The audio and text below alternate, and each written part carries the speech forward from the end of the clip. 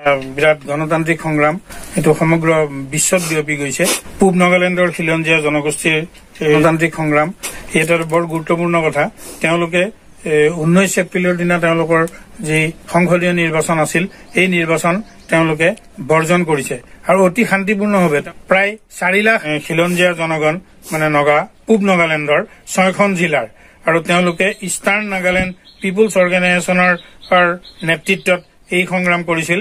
তেওঁলোকে এই 6খন জিলাক লৈ ফ্ৰণ্টিয়াৰ নাগালেণ্ড টেৰিটৰী গঠনেৰে স্বায়ত্তশাসিত ৰাজ্য গঠন কৰিবলৈ দীৰ্ঘদিন ধৰি দাবী জনাই আছিল। এই দাবীৰ প্ৰতি চেণ্ট্ৰেল গভৰ্ণমেণ্টে কোনো ধৰণৰ গুৰুত্ব দিয়া নাই বা সঠিক পদক্ষেপ নোলোৱাৰ কাৰণে তেওঁলোকে 19 এপ্ৰিলত পাব্লিক ইমাৰ্জেঞ্চি জনতাৰ জৰুৰী অৱস্থা ঘোষণা কৰি জিলাকেইখনৰ ৰাজ্যক ভোটদানৰ পৰা বিৰত থাকিবৰ কাৰণে আহ্বান জনাইছিল আৰু শান্তিপূৰ্ণভাৱে 4 লাখ লোকেই সৰ্বমুঠ 4,632 গৰাকী ভোটাৰে ভোটদানৰ পৰা বিৰত থাকে। আনকি বিধানসভা সমষ্টি আছিল এই 6খন জিলাৰ 20টা 20 জন বিধায়কে এই ভোটদানৰ পৰা বিৰত থাকে।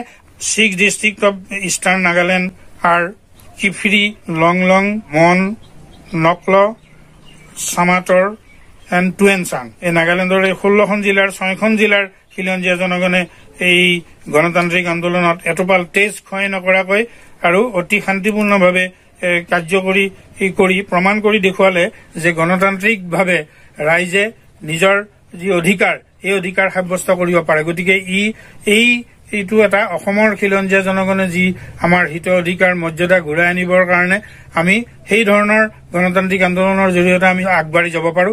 কাৰণ খিলঞ্জীয়া সকলৰ অধিকাৰ ফাৰ্ষ্ট এণ্ড ফৰমষ্ট প্ৰত্যেকটো দেশৰ প্ৰত্যেকটো ভূমিত।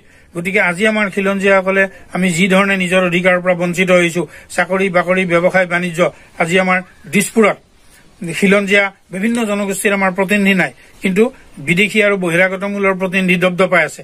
গতিকে আমি খিলঞ্জীয়াসকলে ক্ষমতাৰ অধিকাৰৰ পৰা মানে আমাৰ নিজৰ ভূমিতেই আমি বিভিন্ন ধৰণে আমি অধিকাৰৰ পৰা বঞ্চিত হৈছো। এই অধিকাৰ ঘূৰাই আনিবৰ কাৰণে অসমৰ খিলঞ্জীয়া জনগণেও পূব নাগালেণ্ডৰ খিলঞ্জীয়া জনগণৰ দৰে এক গণতান্ত্ৰিক মানে এটা ব্যাপক গণ সংগ্ৰামৰ জৰিয়তে আগবঢ়াই লৈ যাব পাৰো। এইটো আমাৰ কাৰণে এটা আদৰ্শ বা এটা পথ হ'ব পাৰে।